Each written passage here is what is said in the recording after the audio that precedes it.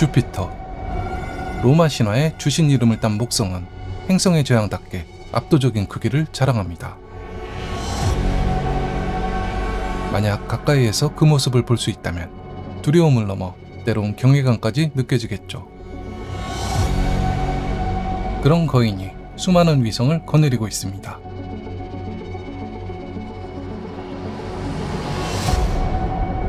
메티스.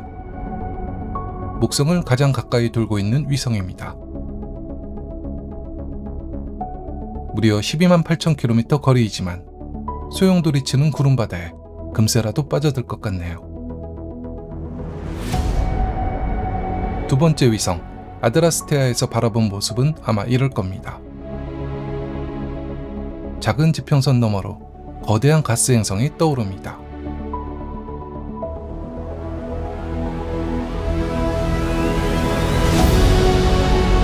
여기 유로파가 있습니다.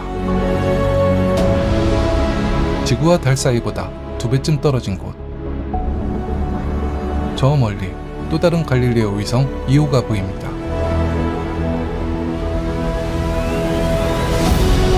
유로파는 태양계에서 제일 흥미로운 위성 중 하나죠. 갈색 줄무늬 선명한 얼음 지표면 아래에 우리가 소중히 여기는 무언가가 존재하니까요.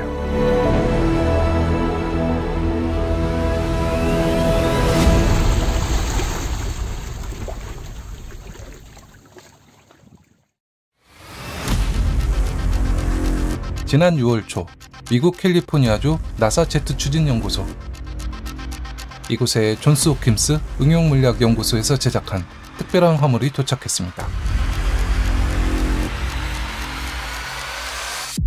유로파 클리퍼. 지금껏 인류가 만든 외행성 탐사선 중에 가장 큰 녀석이죠. 클리퍼란 19세기 바다를 질주하던 날렵한 범선을 뜻합니다. 앞으로 2년간 최종 조립과 테스트를 거친 후 머나먼 항해를 떠나게 됩니다.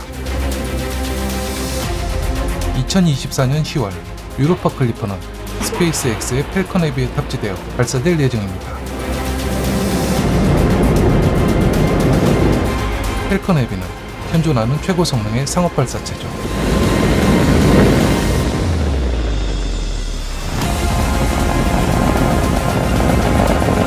화성까지 무려 17톤 페이로드를 운반하는 능력 덕분에 여기 6톤 무게의 유로파 클리퍼를 목성 궤도로 보낼 수 있습니다.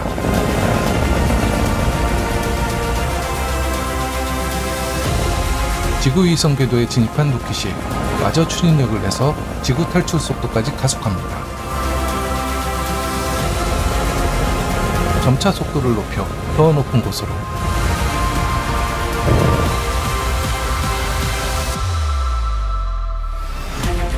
이제 행성 간 비행을 위해 탐사선이 로켓에서 분리됩니다.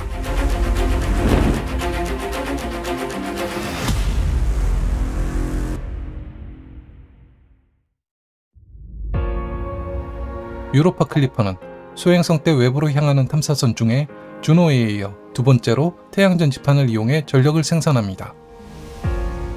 햇빛이 약하기 때문에 펼친 너비가 무려 22m나 되는 거대한 태양 패널을 갖췄죠. 이렇게 커다란 탐사선을 보내기 위해 총 42억 5천만 달러의 예산이 배정되었습니다. 또한 목성 주변의 강력한 자기장과 방사선 때문에 탐사선 전체가 티타늄과 알루미늄으로 된 방사선 보호막으로 둘러싸여 있습니다. 하지만 역사상 가장 큰 행성 탐사선을 목성까지 보내기란 결코 쉬운 일이 아닙니다. 그래서 화성과 지구를 한 차례씩 근접 비행하게 됩니다. 중력 도움, 그래비티 어시스트, 스윙 바이라고도 부르는 우주항법은 행성의 중력을 이용해 가속하거나 방향을 전환할 수 있습니다. 비록 항해 시간은 더 걸리지만 연료를 절약하는 최선의 방법이죠. 지구를 떠난 지 5년 반, 드디어 목성계에 도착했습니다. 태양계에서 가장 큰 위성 가니메데가 보이네요. 유로파 클리퍼는 다른 외행성 탐사선들과 큰 차이가 있습니다. 갈릴레오나 주노, 카시니 같은 탐사선은 가급적 여러 위성을 탐사했지만 이 녀석은 오로지 유로파만 집중적으로 탐사합니다.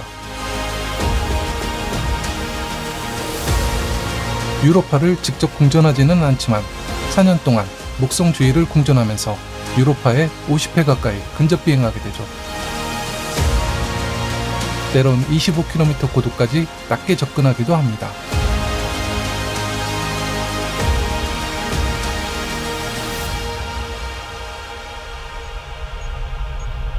이 탐사선의 주요 목표는 유로파를 자세히 관측하고 생명체 거주에 적합한지를 조사하며 미래 유로파 착륙선의 착륙 장소를 선정하는 것입니다. 2030년부터 목성계에서 활동할 유로파 클리퍼는 과연 무엇을 발견하게 될까요? 그리고 어째서 과학자들이 유로파에 큰 관심을 갖는 걸까요? 목성은 강력한 방사선을 내뿜습니다. 유로파 표면에 쏟아지는 방사선은 단 하루만 쐬어도 사람에겐 치명적이죠. 그러나 두꺼운 얼음 지각 아래엔 물로 된 바다가 존재합니다. 지구 생명체는 바다에서 태어났습니다. 우리가 바다를 생명의 원천이라 생각하는 이유죠. 유로파에는 지구보다 2배 이상 많은 물이 존재한다고 여겨집니다. 또한 액체 상태를 유지하고 있습니다. 그렇다면 위성 내부가 따뜻하다는 말이 됩니다. 유로파는 달이 지구에 미치는 것보다 1000배 이상 강력한 목성의 기조력을 받습니다. 기조력은 핵과 멘틀의 조석작용을 일으켜 마찰열이 발생합니다. 그 열이 수심 100km 바다를 유지하는 원동력이죠. 해저에서 데워진 물은 대류 현상을 통해 표면까지 열을 전달합니다. 이런 역동적인 에너지 순환이 얼음 표층에 균열을 일으킵니다. 이것은 유로파 바다의 대류 현상을 100만 년에 걸쳐 시뮬레이션한 자료입니다. 마치 지구의 판구조처럼 얼음 지각이 서서히 이동하네요. 그 결과 표면이 갈라지며 크고 작은 줄무늬가 생기죠.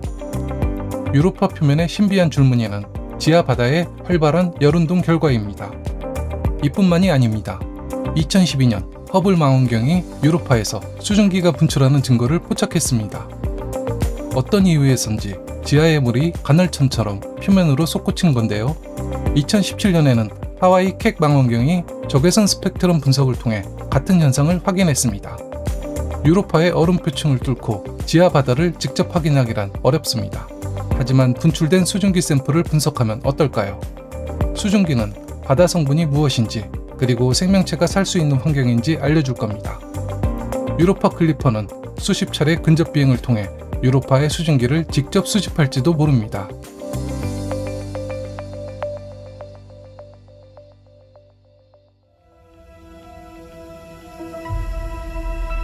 유로파 클리퍼는 직접 생명체를 발견하는 것이 목표가 아닙니다. 얼음 지표 아래 바다에 생명체가 살 수 있는지 간접 조사하는 단계죠. 이번 미션에서는 아쉽게 빠졌지만 가까운 미래에 유로파 착륙이 추진될 가능성도 있습니다. 유로파의 표면 중력은 지구의 13.4%에 불과해서 달보다 약간 작은 수준입니다.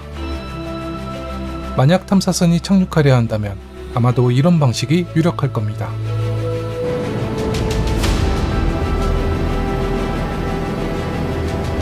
대기가 거의 없다시피 해서 속도를 줄이기 위해 꽤 많은 연료가 필요합니다. 덕분에 착륙선 본체는 이처럼 작은 크기가 되겠죠.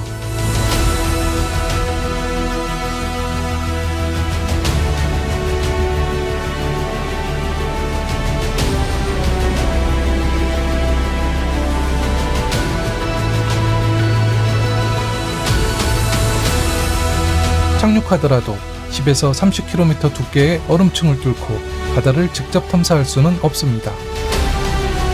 표면 얼음을 채취하고 분석해서 훗날을 기약할 뿐이죠.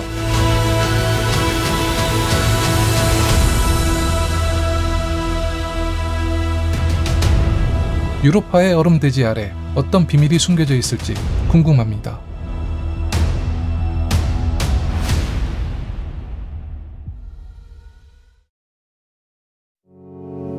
인류가 우주를 정복하는 그날까지 엘랑의 모험은 계속됩니다. 구독은 땡큐, 악플은 오마이갓.